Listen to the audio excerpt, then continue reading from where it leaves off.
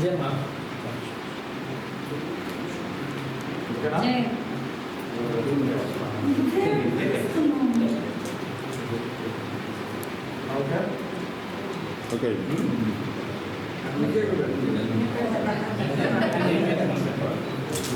ప్రతి జన సైనికుడు ఆనందించాల్సిన రోజు.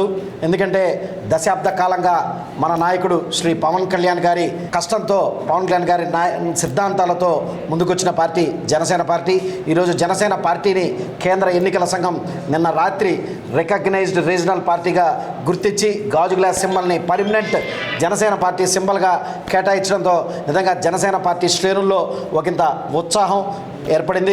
అదేవిధంగా ఈరోజు మేము నగర జనసేన పార్టీ కార్యాలయంలో మా జనసేన పార్టీ రాష్ట్ర నాయకులు, అదేవిధంగా నెల్లూరు నగర జనసేన పార్టీ నాయకులు, అదేవిధంగా జిల్లా జనసేన నాయకులు అందరి మధ్యలో ఎంతో కోలాహలంతో ఈరోజు కేక్ కటింగ్ చేసుకుని సంబరాలు చేసుకుంటున్నాం.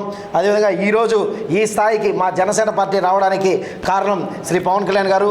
ఏదైతే 2019లో మేము పోటీ చేసినప్పుడు ఒక్క స్థానం మాత్రమే వస్తే ఆ రోజు కొన్ని కారు కుక్కలు, పిచ్చి కుక్కలు మాట్లాడిన మాటలు ఇంకా మా కళ్ళకు కట్టినట్టు మా చెవుల్లో ఇంకా వినిపిస్తూనే ఉన్నాయి. వాళ్ళందరికీ చెంప దెబ్బ పడే విధంగా 2024 సార్వత్రిక ఎన్నికల్లో మేము పోటీ చేసిన 21 స్థానాలు, అదేవిధంగా 2 ఎంపీ స్థానాలు 100% స్ట్రైక్ రైట్.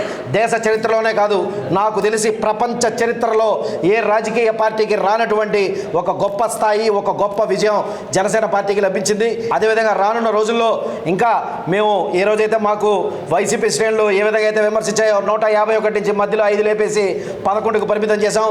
ఈసారి మాకు రికగ్నైజ్డ్గా ప్రతి జనాల మధ్యలోకి చొచ్చుకుపోయే విధంగా ఈరోజు జనసేన పార్టీ తయారై ప్రతి స్థాయిలో, గ్రామ స్థాయిలో సైతం క్షేత్రస్థాయిలో బలపడుతూ ముందరికి వెళ్తోంది.